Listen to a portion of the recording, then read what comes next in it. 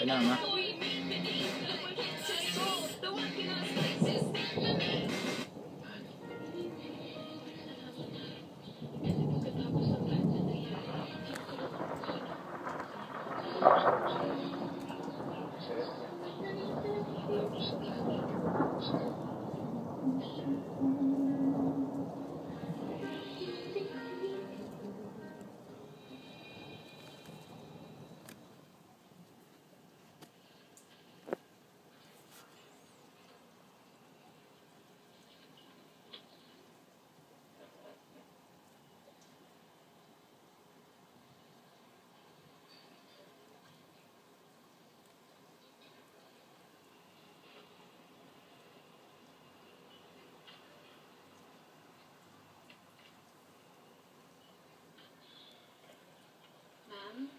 Ito po yung menu namin.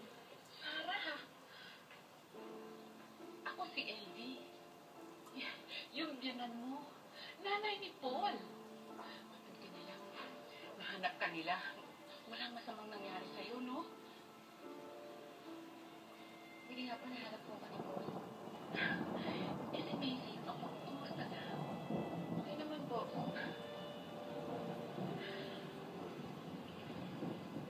Sado na talaga kayo, ha? Yung maliit na karinderia ngayon. Restaurant na. Senso talaga. Palago po ni nanay lahat ng pinita ko sa Doha.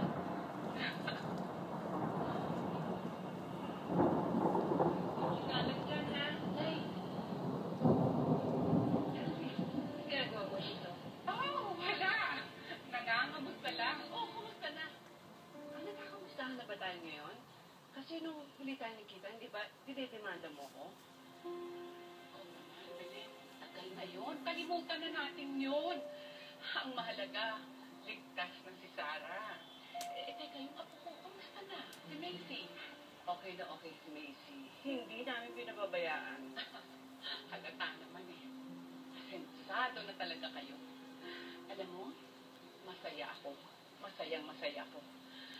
Na malayo pala ang narating nung pinaghirapan ng anak ko si Paul sa Doha. Ay, hindi, LB. Pera ni Sarah ang lahat ng ginastos dito sa restaurant. Ganun ba? Walang problema naman yun. Siyempre, ang pera ni Paul, pera din ni Sarah. At ganun din naman ang pera ni Sarah. Hindi ba? At punta ka ba dito para makapagkwentuhan o magkwentahan? Ikaw naman, Belen. Kalimutan na natin yun. Matanda na tayo. Ang mahalaga, ligtas na si Sarah, ligtas pa rin ang ako ko. Kalimutan na natin yun. Pasensya ka na, ha? Kasi si Sarah pala yung nagka-amnesia, hindi ako. Belen, alam mo naman, ikaw naman ang nasa kalagayan ko. Siguro ganun ka rin, di ba? Ako, LB, wag mo akong ihantulad sa sarili mo. Kasi magkaiba tayo eh. Magkaiba. Pero ang mahalaga, ligtas na ito si Sarah. Pati din ang ako ko. Masaya na ako.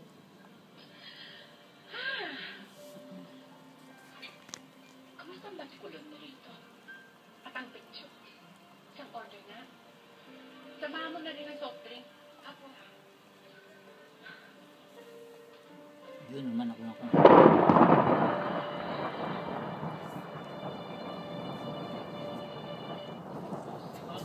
Ay, kuya, wala naman akong pambili.